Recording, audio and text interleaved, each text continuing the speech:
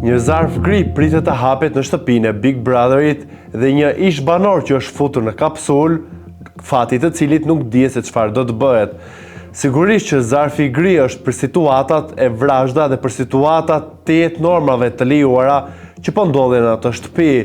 që nga arsyetimi i labit që i ka thënë Klodi dhe lundrimi se nëse do t'isha si ju do të bëja vetvrasje, pra duke treguar që ata mund të kenë pëlqim për njëri tjetrin, duke i përkrau një lloj komuniteti, sipas labit kjo është gjë që nuk duhet dhe ai do të vriste veten, e duke shkuar tek veprimi fizik që bëri Klodi duke i hedhur pijen energjike në sy.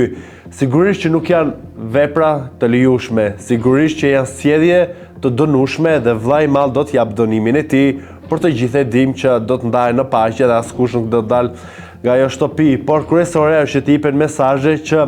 prekje fizike nuk lejohet, por edhe thirrjet për vetvrasje nëse i përket një komuniteti të caktuar nuk duhet dhënë dhe duhet dënuar. Sa kaq duhet të shkoj tek pjesa më kryesore dhe pjesa më interesante është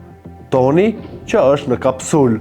Një ish banor që ka dalë nga shtëpia si pasojë e televotimit që doli më pak i votuar sipas asaj që u tha dhe në prajmin e së premtes,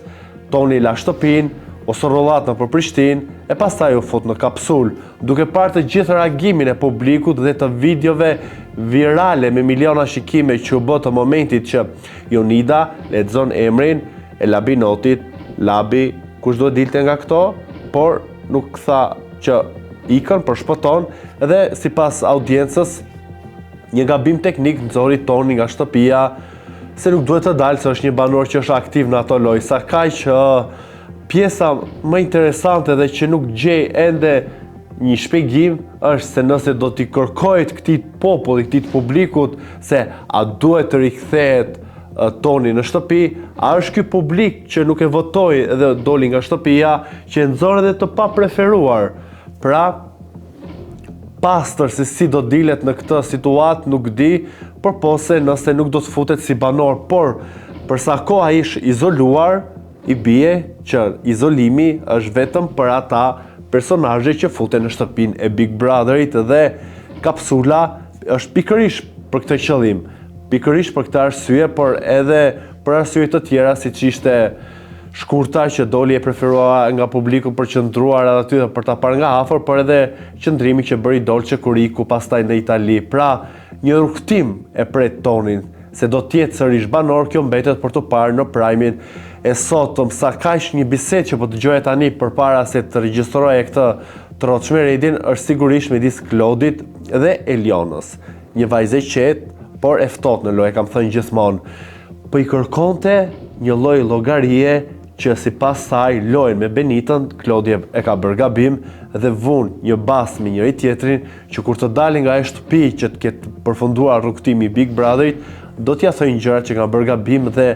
nuk ja kanë thënë njëri tjetrit. Sa kaq një video që është bërë virale është në një moment kur Eliona i pohon që 14 vjeçe ka qenë e lidhur, që lidhja ka zgjatur 3 vite, por nga regjia zëri tha Eliona kujdes mikrofonin, u ndalua që Eliona të tregoj të gjithë këtë historinë e bujshme dhe që her pas here ndoshta edhe e kryqëzojnë, por edhe e gjykojnë, e paragjykojnë për gjithë sjelljen e saj brenda asaj shtëpie, pra duke e veshur historinë e saj të jashtme, por nëse do duan që të ketë vërtetësi dhe realitet në këtë rrugtim, të tregojnë hapur, të mos flasin në zë dhe në vesh, por të flasin ball hapur se është jeta e tyre. E kanë kaluar këtë gjë, pra Eliona e ka pasur këtë lidhje në moshën minorene. Sigurisht nuk ka qarje pa e treguar dhe pa e thënë të vërtetën, për sa kohë e ka bërë vetë pjesë të shtëpisë dhe nuk më marr pjesën që është diskutuar nga jashtë. Një tjetër çift që po krijohet në atë lojë që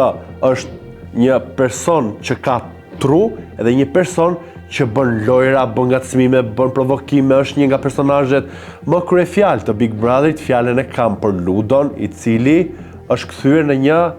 pseudo analist në ato lojë se sa si një lojtar, pra ka marrë të petkun që bën analiza, që bën këshilla, që tregon banorëve se si duhet sillen, se si duhet reagojnë, apo çfarë kimie do të kenë për njëri tjetrit. E tani më ka një lloj kimie të çuditshme me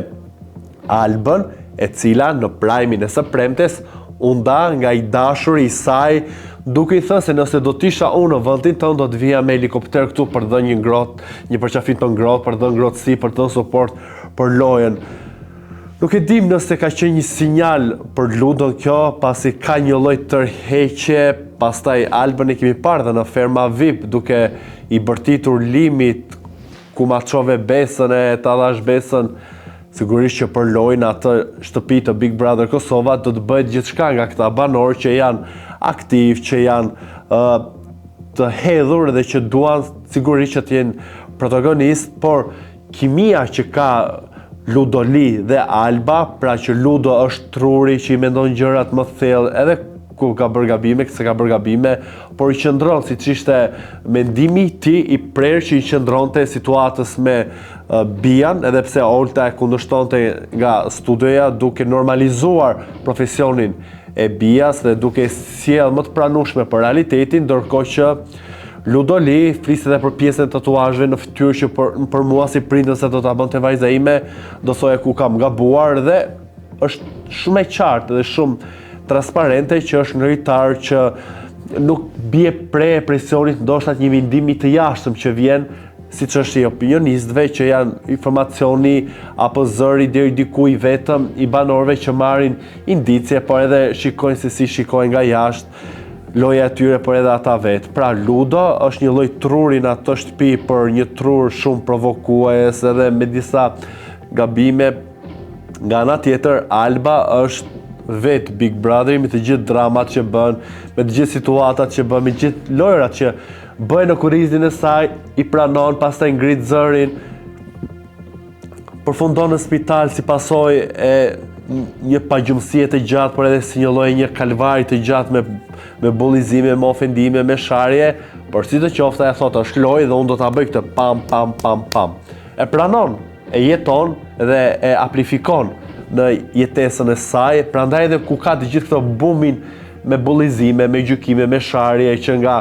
moraliteti i saj, që nga pastërtia femërore, ajo i hedh pas krave dhe qesh, luan, hameta. Nga ana tjetër, duke çuar edhe tek pjesa e parë që thash, shumë kuriozitet për të parë se me çfarë qëllimi është futur Toni në kapsul, për çfarë shërben ky izolim i tij dhe si do të jetë në shtëpinë e Big Brother VIP Kosova, pasi ka marrë informacion, është e dukshme. Fotoja e tij është bërë virale që ka dalë nga shtëpia, ka pasur komunikim, kontakte me njerëz, me menaxherin e tij, mbetet për të parë.